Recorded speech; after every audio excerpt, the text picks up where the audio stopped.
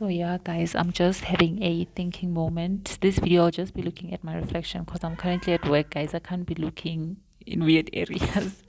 So I'm just having a thinking moment, like how sometimes you pray for something, you pray so hard for it, and then you end up wondering, what if this thing is actually God's will and I'm praying against God's will? And I constantly find myself in that situation, like I'll be praying for something or against something, and that thing will just seem to persist, and then eventually I'll ask myself, okay, what if this is actually God's will?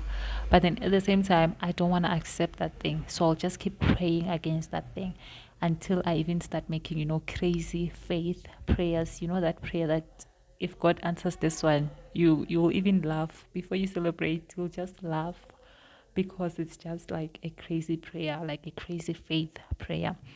So, and then I'm reminded of the story about speak to this mountain, because I'm thinking, um, the Bible says, say unto this mountain, whoever shall say unto this mountain, be ye removed and cast into the sea, and he believes and not doubts, it will be done as he has said. So now I'm thinking, how do you know that this mountain, I need to move it, I need to speak to this mountain?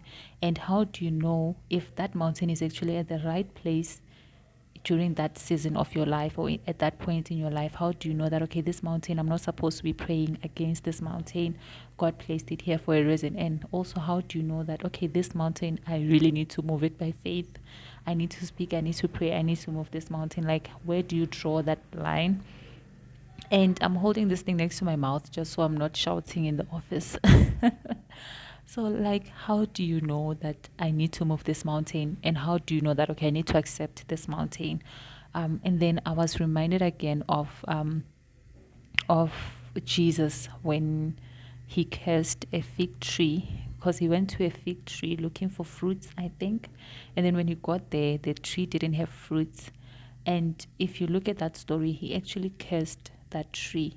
So now I'm thinking, why didn't he just say, okay, there's no fruits here, therefore what's meant to be is happening. It's what's meant to be. This tree doesn't have fruit, and what will be will be. So there's no fruit, I'm not going to do anything. Why did he curse the tree? Why did he take that action? Why didn't he just say, okay, meaning today I was not meant to eat any fruits, so let me just go back and be with the other disciples? Why did he curse it? And also the story of when they were at a boat and there were strong winds and the waves were just, hitting hard on the boat that they were in. And then the disciples came to wake Jesus up. I'm not sure if you guys are familiar with the story, but I'll just put the verses somewhere on the sides. And when the waters and the winds were busy tossing the boat, the disciples went to Jesus and said, Master, don't you care if we perish? And then apparently Jesus woke up and he spoke to the sea and the winds, and he said, be still, be calm.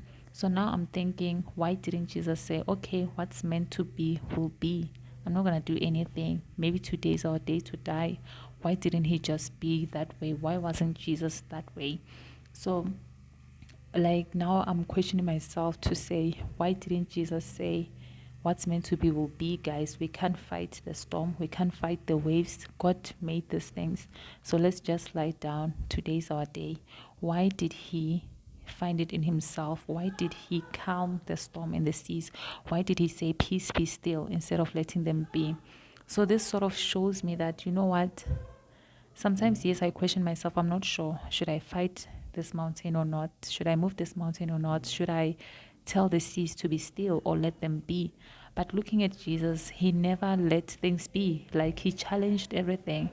And yes, maybe during that time it was God's will for him to challenge things.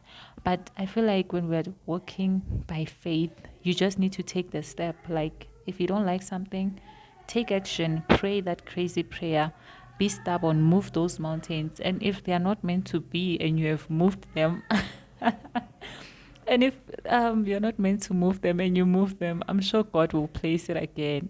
So yeah, guys, honestly, I think we should just be stubborn. If you don't like something, you must just pray the crazy prayers.